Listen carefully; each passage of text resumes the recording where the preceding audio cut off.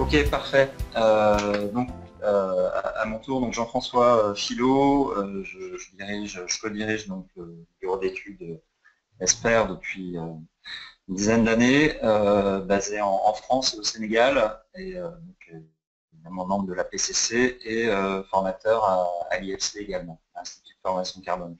Alors, je vais compléter le propos de Romain, à la fois en prenant un petit peu de recul, en mettant un petit peu en perspective par rapport à quelques rappels, même si ce sera assez bref, et revoir aussi les évolutions au-delà de l'article 173, voir ce qui se passe au niveau européen et international sur la question du reporting du climat, et puis vous faire un retour de bonnes pratiques, tendances et perspectives. Voilà. Alors, parfait.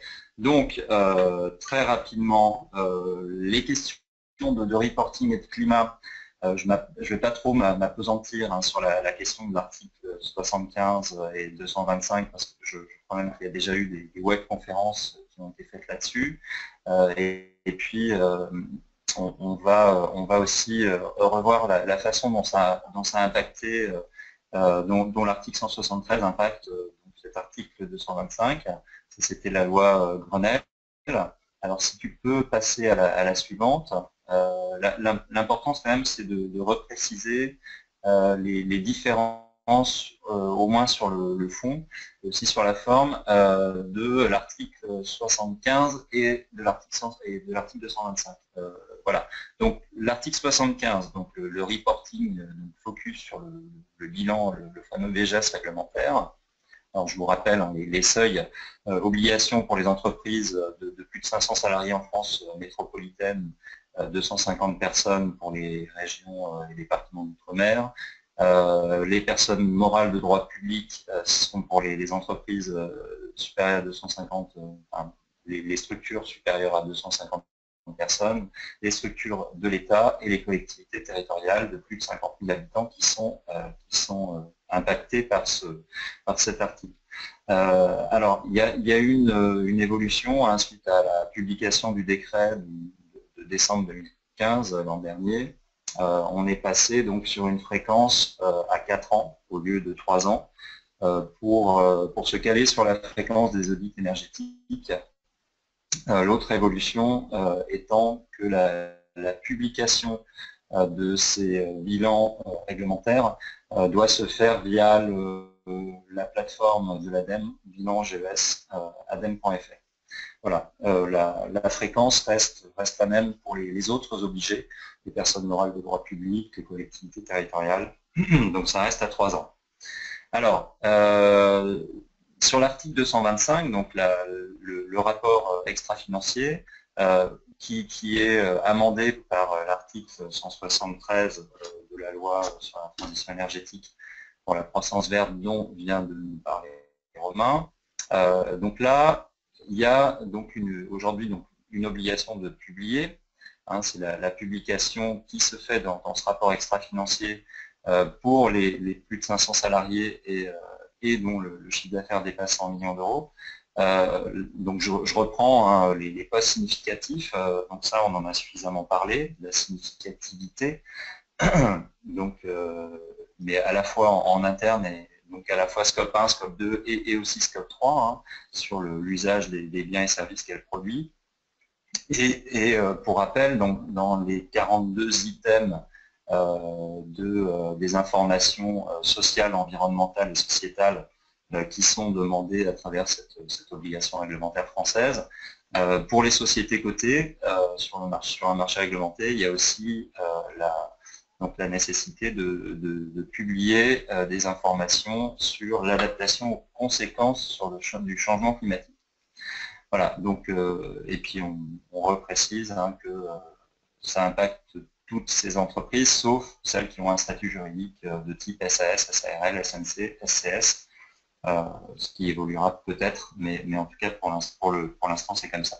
Alors, donc obligation de publication, et à partir donc la nouveauté, donc au 31 décembre en tout cas pour les exercices clos au 31 décembre 2016, la nouveauté est que toutes les entreprises, maintenant, il n'y a plus d'effet de seuil, toutes les entreprises qui sont concernées par cet article sont concernées aussi par l'obligation de vérification. Alors l'obligation de vérification, ça veut dire quoi? Donc ça veut dire l'obligation de vérification par ces fameux OTI dont on parlait tout à l'heure, c'est-à-dire les organismes tiers indépendants, sur 2 points. L'attestation de présence, c'est-à-dire que l'organisme tiers indépendant va devoir donner un avis sur des explications, si jamais il y a certaines informations qui sont manquantes. Et ensuite, le deuxième point, c'est l'avis motivé sur la sincérité des informations. Donc ça a été précisé via l'arrêté du 13 mai 2013, où l'organisme tiers indépendant doit s'assurer de la mise en place d'un processus de collecte qui va viser à l'exhaustivité et à la cohérence des informations. Donc, comment est organisée la collecte, quelle procédure de contrôle en interne. Donc, en général, il y a des échantillonnages qui sont faits pour valider tout ça. Et ensuite, donc l'organisme tiers indépendant se doit de préciser, de décrire les irrégularités et de donner son avis motivé donc, sur la sincérité des informations, dans la mesure où elle a ou pas identifié des anomalies. Elle peut émettre des réserves et des observations sur les procédures qui sont mises en place. Voilà, donc ce qu'il faut retenir, c'est qu'il y a vraiment il y a 2 types de reporting.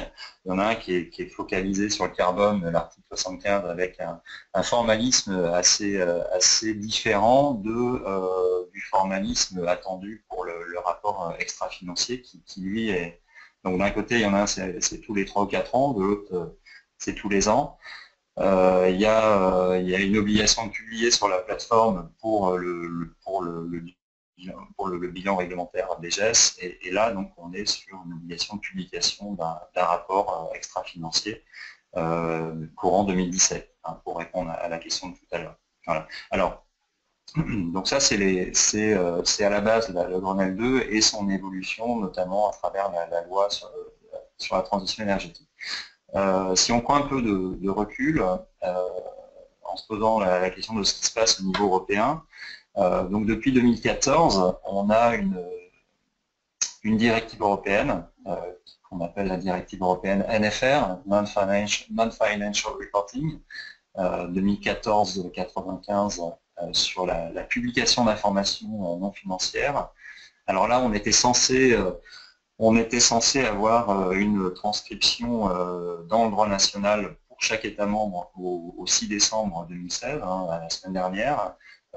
C'est légèrement retardé, mais ça devrait quand même arriver courant 2017. Alors l'objectif, c'est quoi? C'est de dire qu'il y a déjà un certain nombre de démarches incitatives ou réglementaires, enfin obligatoires dans certains pays. Alors la France, évidemment, on vient d'en parler. Ça se passe de manière un petit peu différente en Allemagne, en Danemark, en Hollande, en Suède aussi, par exemple. Voilà. Et dans d'autres pays, il ne se passe rien. Et donc, les autres pays dans lesquels il ne se passe rien ou pas grand-chose seront tenus de retranscrire cette directive européenne de 2014 en droit national pour appliquer le texte qui sera proposé. Donc l'enjeu de tout ça, les enjeux sont de mieux appréhender l'évaluation extra-financière au niveau européen. C'est aussi de rendre lisible et exploitable le reporting par les parties prenantes, donc au niveau européen, et de mobiliser sa chaîne de valeur. Hein. Donc ça devrait impacter toutes les entreprises qui ont des filiales dans les États membres, avec derrière un reporting extra-financier commun, et évidemment parmi les items, des items qui seront directement en lien avec les questions climat. Voilà. Alors l'autre évolution, là pour le coup, c'est une évolution récente qui est effective. Donc la référence, je pense que la plupart d'entre vous connaissent le GRI, donc le Global Reporting Initiative, hein, donc cette association basée en Hollande, créée en 1997 par le Programme des Nations Unies pour l'environnement, et qui fixe le référentiel international sur la façon de mener un reporting extra-financier, de définir des indicateurs. En tout cas, il y a des recommandations qui sont donc la plupart des entreprises se réfèrent au référent, donc se réfèrent à la GRI. Jusqu'à présent, on en était à la 4e version, c'était la GRI G4, et depuis octobre 2016 a été publié un nouveau référentiel qui s'appelle le GRI Standard, que vous pouvez vous procurer donc directement sur le site du Global Reporting, et qui est idéalement intégré avant le 1er juillet 2018. Voilà, c'est-à-dire que l'an prochain, vous pouvez encore utiliser la GRI G4. Pour l'année d'après, il vaudra mieux se référer au nouveau référentiel. Alors, pourquoi un nouveau référentiel? Un nouveau référentiel pour faciliter la lecture. Ceux qui connaissent, c'était pas forcément très lisible. Donc, plus de lisibilité, plus aussi de flexibilité, parce qu'on est sur des modules. Sur des modules, on n'est plus sur des guides méthodologiques qui vous expliquent dans des documents assez lourds de centaines de pages la meilleure manière de mettre en place un indicateur. C'est plutôt une série de petits livrets avec trois livrets de référence qui sont le 101, le 102 et le 103 qui vont vous qui préciseront les règles, le cadre générique. Et ensuite, pour chacun des indicateurs, on va avoir un petit livret qui va être spécifique à tel ou tel sujet. Alors évidemment, là on parle de reporting du climat, on va faire un focus sur le livret 305, GRI 305, qui précise tout ce qui est relatif aux émissions. Donc on va définir donc, ce qui est un indicateur par rapport aux émissions de gaz à effet de serre, évidemment. On parlera aussi de pollution atmosphérique et d'émissions de gaz en lien avec la couche d'ozone. Mathilde, si tu peux, merci. Donc, par exemple, on peut télécharger sur le site du Global Reporting le GRI 305-4 qui précise la façon de monter des indicateurs, en tout cas de faire un reporting sur l'intensité de ces émissions. En gros, c'est la façon de faire des ratios, hein, où on va vous expliquer qu'au numérateur, il faut mettre telle indication et au dénominateur, telle autre. Hein, ça va vous permettre de faire un reporting sur des tonnes de CO2 par business unit ou des kilos de CO2 par unité de produit ou par mètre carré de surface, et ainsi de suite. Donc chaque petit livret de la GRI standard est construit de la même façon. Vous avez 3 parties. La première qui est relative aux obligations. Alors pour l'instant, il n'est pas traduit en français. Donc tout est en anglais, ça ne devrait pas tarder. Vous avez une première partie donc, sur le reporting requirements, donc, ce qui est plus ou moins obligatoire. Deuxième partie sur des recommandations. Et une troisième partie qu'on ne voit pas ici, mais que vous pourrez creuser, sur le guide, en fait, des guides, des bonnes pratiques. Voilà, on passe à la suivante. Alors, là c'est ce que je vous propose maintenant, c'est de faire un petit retour. C'est ce qui était prévu donc, dans cette webconférence. Petit retour subjectif et non exhaustif à la fois de retour d'expérience et d'analyse de rapports, des derniers rapports ASE qui ont pu être publiés en France. Alors je me suis focalisé sur le SBF 120 donc les 120 entreprises cotées en France, avec voilà, une petite sélection de bonnes pratiques. Alors, la première bonne pratique, quand on va faire du reporting sur le climat, peut être de faire un lien avec les objectifs de développement durable, notamment le 13e sur la question climatique. C'est important justement de prendre du recul et de mettre tout ça en perspective avec ces SDGs. Deuxième bonne pratique, voilà, pourquoi pas donc de faire référence à la norme ISO 26000, qui est quand même le socle de base de la RSE, qui précise le principe de redevabilité, hein, donc la nécessité d'une organisation à répondre à ces impacts. Et pour y répondre, eh bien, elle va faire du reporting. Et puis également de s'inspirer du domaine d'action qui est spécifique à la partie climat, atténuation des changements climatiques et adaptation, où là vous avez une série d'orientations ou de propositions qui peuvent être reprises dans le rapport. L'expérimentation du rapport intégré, donc basé sur le référentiel IIRC, International Integrated Reporting Committee. De mémoire, aujourd'hui, je crois qu'il y a une dizaine d'entreprises françaises du CAC 40 qui ont déjà publié un rapport intégré, d'autres sont en expérimentation. Point suivant, des témoignages de parties prenantes. Alors, idéalement, des parties prenantes qui ont pris part aux analyses de matérialité. On parlait de significativité tout à l'heure. Hein, donc, il y a de plus en plus, je crois que 80% en tout cas des grandes entreprises ont une matrice de matérialité qui est publiée dans leur rapport, avec bien souvent un lien avec des enjeux climat. C'est important de témoigner, de faire témoigner les parties prenantes.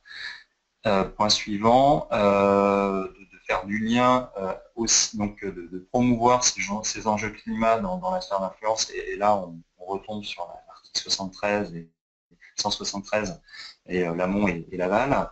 Vas-y, tu peux y aller. La transversalité avec d'autres sujets, hein, des bonnes pratiques. Ce qui est intéressant souvent, c'est vrai que dans certains rapports, on va avoir un petit encart sur la question climat qui va être séparé de tout le reste. Dans d'autres, il y a des bonnes pratiques intéressantes où on va reboucler, faire le lien et avoir une approche systémique avec d'autres sujets qui vont être d'ordre social, sociétal ou sur d'autres impacts environnementaux type biodiversité. Alors de plus en plus se pose la question de la définition de prix interne du carbone, d'incentive. Alors là, je vous renvoie vers la dernière publication de l'EPE sur le prix interne du carbone, qui précise des choses intéressantes, qui a été faite avec l'I4C. Des bonnes pratiques aussi, certaines entreprises font le lien avec des démarches territoriales. Voilà, quelle est la cohérence de ma démarche climat et de mon reporting climat avec les enjeux territoriaux dans lesquels je suis implanté, que ce soit via les plans climat, énergie, air territoriaux ou les SRCAE, donc les schémas régionaux air énergie qui peuvent être publiés, ou enfin voir avec des questions de coopération décentralisée sur des jumelages nord-sud. Alors là, on va plus être orienté notamment vers les questions d'adaptabilité, enfin d'adaptation, et on va retrouver des indicateurs de vulnérabilité qui sont assez intéressamment décrits dans certains rapports. Vas-y, je crois qu'on arrive au bout. Ouais, il est déjà 11h48. Voilà, alors je terminerai en disant que oui, ce qui est dans tous les cas important et structurant dans ce reporting sur la question de la façon d'intégrer les enjeux climat va être de s'engager publiquement sur des chiffres ambitieux. Alors ça, ce sera décrit notamment à travers les trajectoires de degrés et puis la méthode ACT qui sera présentée lors de la prochaine webconf. Je pense que Romain pourra aussi faire le lien avec les Science-Based Targets qui vont dans ce sens-là. Alors pour terminer très rapidement, je vous renvoie vers un document qui est sorti il n'y a pas longtemps, c'était en novembre 2016, qui est issu donc, de l'Observatoire de l'information extra-financière des entreprises, EY France. Donc il y a une étude des rapports RSE 2015 du SBF 120 qui a été faite, où 70% des entreprises du CAC 40 se fixent des objectifs quantitatifs. Ça boucle avec le dernier point de ma slide précédente, et parmi ces objectifs quantitatifs, le premier c'est énergie carbone à 90%. Voilà, donc c'est plutôt de bon augure. Et la deuxième, merci, je sens que Mathilde va vite pour qu'on tienne les délais, c'est très bien. Non, mais c'est, vas-y, la dernière, on passe à la dernière, où je fais référence aussi, et je vous conseille une lecture intéressante qui a été publiée en mars 2016 par la GRI sur le futur du reporting, et notamment de la façon dont on va intégrer le climat dans tout ça. Donc un travail qui a été fait suite à des témoignages et des enquêtes auprès de directeurs RSE, qui identifient 3 tendances d'ici 2025 pour le reporting extra-financier. Le premier, c'est de dire que de plus en plus, on va s'orienter vers des nouveaux formats et qu'on va passer d'un rapport annuel fixe à des échanges de données qui seront multiples et qui seront beaucoup plus flexibles et adaptés. On s'oriente de plus en plus vers des questions, des enjeux élargis à la chaîne de valeur, et là on est complètement en lien avec ACT, avec la significativité, avec le scope 3 et avec l'amont et l'aval. Et le dernier point, c'est qu'on pressent un rôle accru pour les parties prenantes qui vont être de plus en plus en capacité d'avoir beaucoup d'informations et qui vont de plus en plus être en capacité d'interagir en temps réel via des multiples supports médias, bases de données, réseaux sociaux et tout un tas de choses pour challenger les entreprises sur leur reporting extra-financier et évidemment sur les enjeux liés au climat et à l'énergie. Pour terminer, quelque chose qui était, alors juste avant, c'est la petite ligne en bas, issue du rapport EY que j'ai présenté dans la diapo précédente, où il était identifié que les entreprises françaises n'exploitaient pas assez le potentiel de l'interactivité offerte par le web et les réseaux sociaux. Donc ça fait écho à la dernière tendance GRI que je viens de vous présenter, où voilà, on s'oriente de plus en plus d'un rapport figé annuel à quelque chose de beaucoup plus interactif. Merci. Merci Jean-François pour ces belles exposés. On a 2 premières questions et puis je pense qu'il y en a d'autres qui vont arriver. Quelque chose tout simple et très concret. Le timing, donc on est tous les 3 ans ou tous les 4 ans, et c'est à partir de la date de publication du dernier VGS ou à partir de l'année de calcul. Enfin, comment est calculée ces échéances? Par rapport au BGS, où on passe de 3 à 4 ans, oui. Alors, je vais laisser Romain répondre parce que c'est l'ADEME qui va valider ça. C'est de l'année, c'est des périodes glissantes, donc c'est 4 ans à partir de la dernière année de publication, enfin de la publication du dernier rapport. Ok, et donc une deuxième question, est-ce que les entreprises qui ne sont pas concernées, donc par la réglementation directement, peuvent quand même mettre en place à ce reporting, et puis est-ce qu'il y a des guides adaptés pour peut-être les PME aussi ou des choses comme ça? Oui, bien sûr, il n'y a pas de, il n'y a pas, au contraire, on a des exemples d'entreprises qui se lancent dans des reporting à partir de 15-20 de 15-20 salariés. J'ai en tête l'exemple des industries, enfin des coopératives agricoles qui publient sur un site qui s'appelle RSE Agro avec COP de France, qui font du reporting extra-financier et du reporting carbone à l'intérieur. Et la majorité d'entre elles sont en deçà des seuils. Merci. On n'a pas d'autres questions pour l'instant.